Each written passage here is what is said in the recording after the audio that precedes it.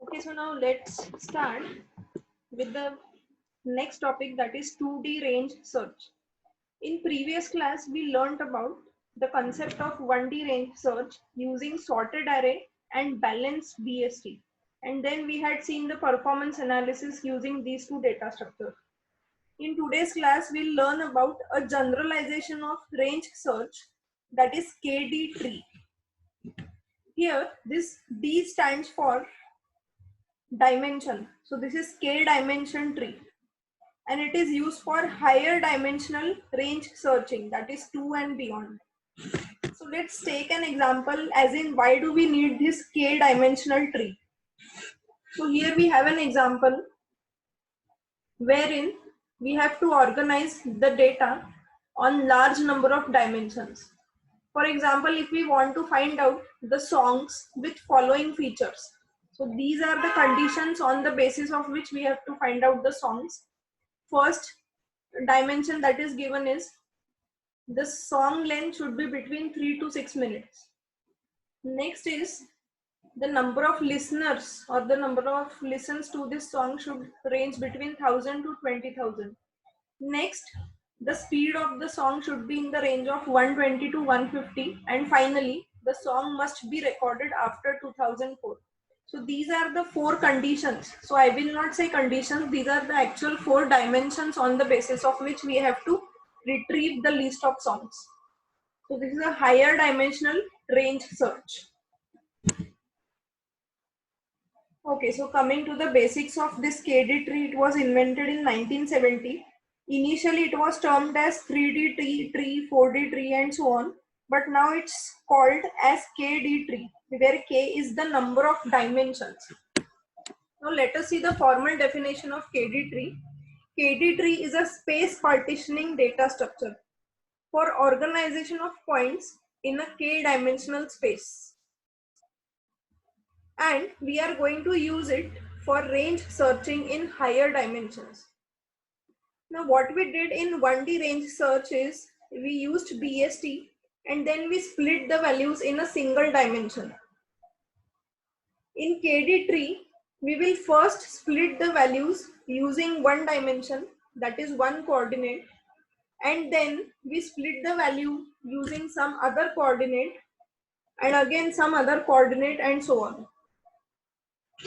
For example, if it's a 2D tree, that is if k is equal to 2.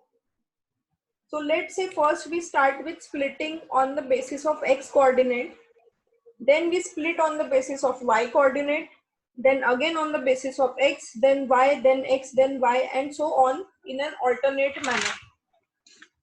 As you can see in this example, again one more point, KD tree is a binary tree. Remember this, KD tree is a binary tree, and like here in this tree you can see that at depth 0, that is at root, the splitting is done on the basis of x value, that is x coordinate.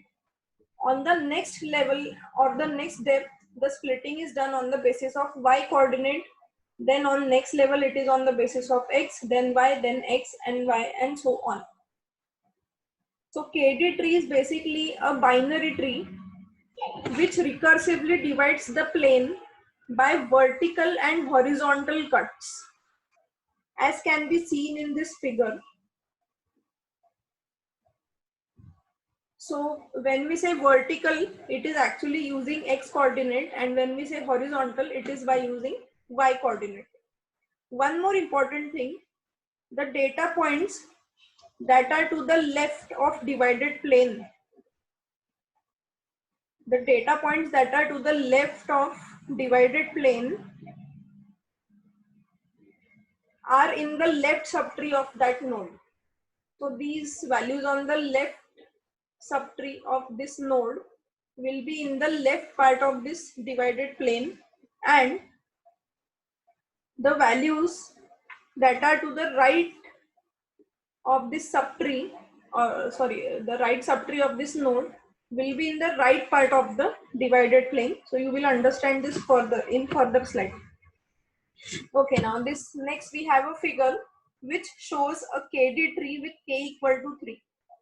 So here we first have a red colored vertical plane, that cuts the root into two subcells or two subplanes, each of which is then horizontally cut by green plane.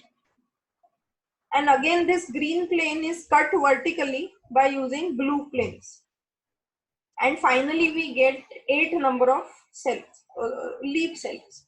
So this is how the partitioning is done on the basis of x coordinate, then on the basis of y, and then z, again on x, y, z, and so on until we reach the leaf nodes.